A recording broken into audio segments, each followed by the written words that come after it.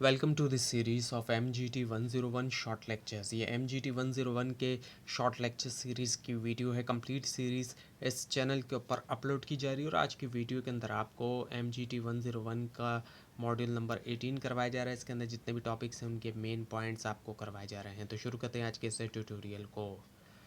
तो इसमें सबसे पहले understanding statement of cash flows. अब जो कैश फ्लो स्टेटमेंट है उसको समझते हैं हम।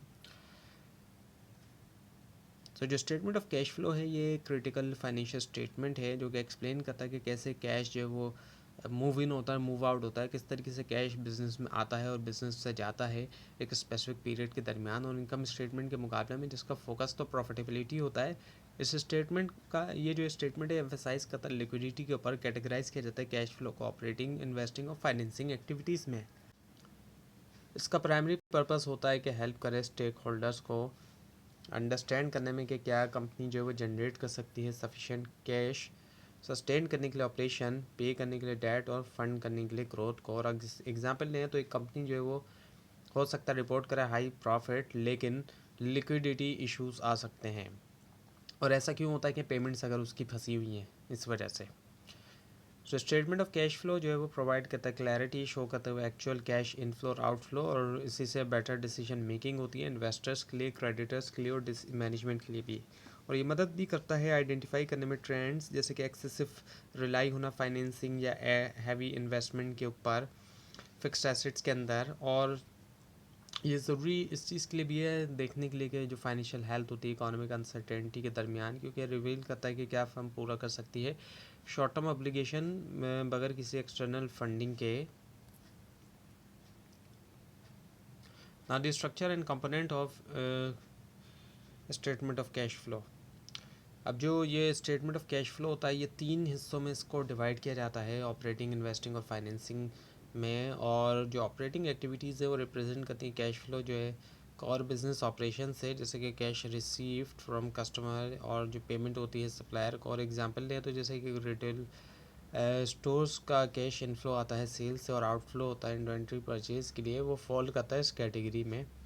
इन्वेस्टिंग एक्टिविटीज़ जो इसमें शामिल होती हैं ट्रांजैक्शंस जो कि रिलेट करती हैं लॉन्ग टर्म एसेट से, जैसे कि परचेज़ करना मशीनरी, सेलिंग या फिर करना प्रॉपर्टी। और अगर एक कंपनी जो है बाई करती है इक्विपमेंट जिसकी वर्थ होती है 50,000, ये अपेयर होता है एक इन्वेस्टिंग आउटफ्लो के तौर पर। और फाइनेंसिंग एक्टिविटी जो है दिखाती है चेंजेस इन इक्विटी और बोरोइंग्स, जिसमें शामिल होता है इशू होना शेयर का, हासिल होना लोन का या फिर पे होना डिविडेंड का। और एग्जांपल अगर हम लें तो जैसे कि रिसीव करना 1 लाख डॉलर जो है बैंक लोन एक फाइनेंसिंग इनफ्लो है, जबकि रीपे करना 20,000 डॉलर प्रिंसिपल जो एक आउटफ्लो होता है। और ये जो है कैटेगरीज हेल्प करती है यूज़र को डिस्टिंग्विश करने में कैश जो कि जनरेट हुआ ऑपरेशन से और साथ इसके मुकाबले में जो फंड रेज किए गए किसी एक्सटर्नली या फिर स्पेंड किया गया ग्रोथ के ऊपर।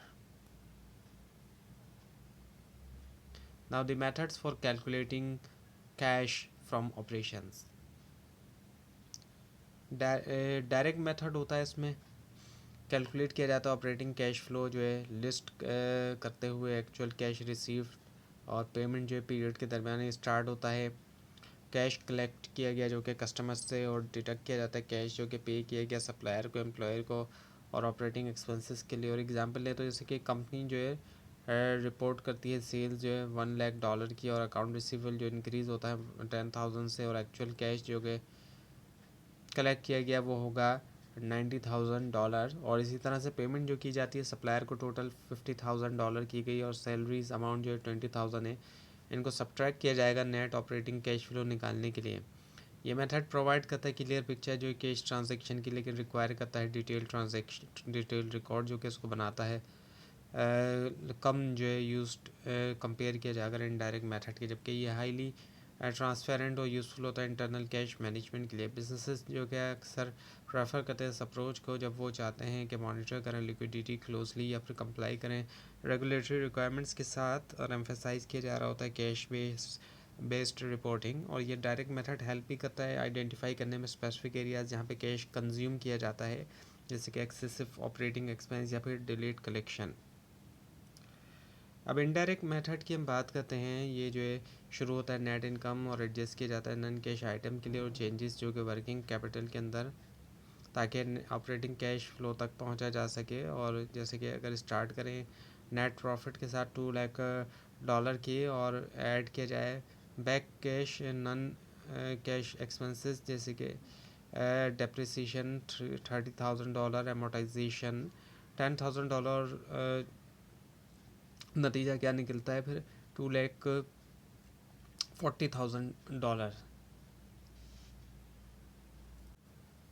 और फिर जो है वो एडजस्ट किया जाएगा चेंजेस के लिए करंट एसेट्स में और लाइबिलिटीज़ में। और अगर अकाउंट रिसीवेबल इंक्रीज़ होता है $15,000 से सब्ट्रैक्ट किया जाता है उसको, और अगर अकाउंट पेबल बढ़ता है 20,000 से ऐड किया जाता है उसे। और इन एडजस्टमेंट्स के बाद फाइनल ऑपरेटिंग कैश फ्लो जो है होगा $2,45,000।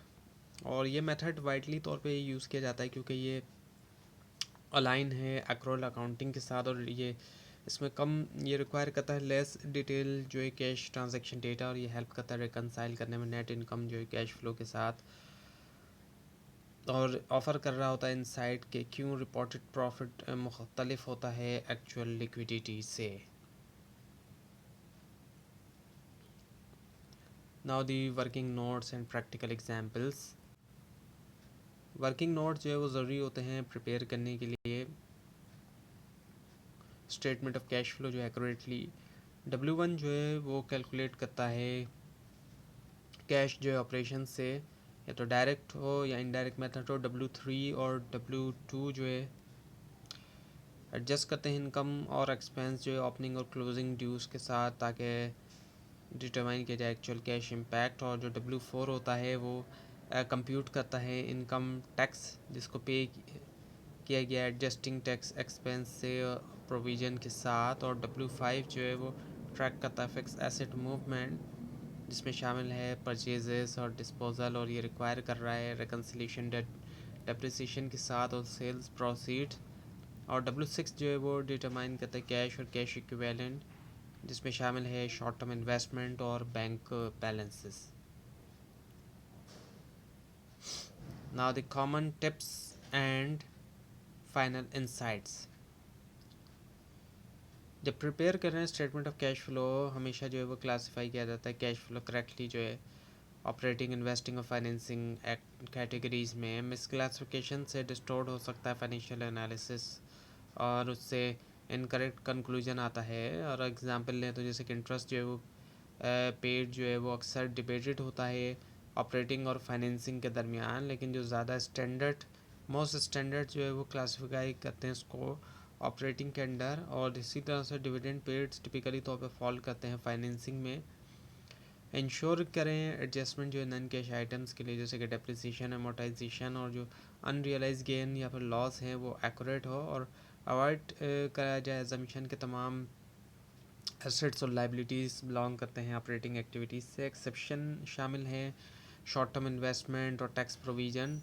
रेगुलर रिकनसाइल करना स्टेटमेंट ऑफ कैश फ्लो का चेंजेस के साथ जो है कैश बैलेंसेस के अंदर, ताकि कंफर्म किया जाए एक्यूरेसी। यूज़ करना क्लियर वर्किंग नोट्स जो है ट्रांसपेरेंसी और ऑडिट रेडीनेस के लिए। और इसी के साथ साथ एनालाइज करना ट्रेंड्स जो है मल्टीपल पीरियड्स के ऊपर के आइडेंटिफाई किया जाए पैटर्न्स जैसे कि डिक्लाइनिंग ऑपरेटिंग कैश फ्लो या फिर इंक्रीजिंग रिलायंस जो है फाइनेंसिंग के ऊपर। और ये इनसाइट्स हेल्प करती है स्ट्रेटेजिक प्लानिंग और रिस्क मैनेजमेंट में। तो ये था आज का लेसन। आपको इस बारे में कोई क्वेश्चन है खास तौर पर इसमें कोई मिस्टेक दिखाई दे ज़रूर हाईलाइट कीजिए। और इस पूरी सीरीज़ को देखने के लिए और फाइनल टर्म एग्जाम्स की प्रिपरेशन के लिए इस चैनल को सब्सक्राइब कीजिए, बेल आइकन के ऊपर क्लिक कीजिए। Thanks for watching this video and best of luck.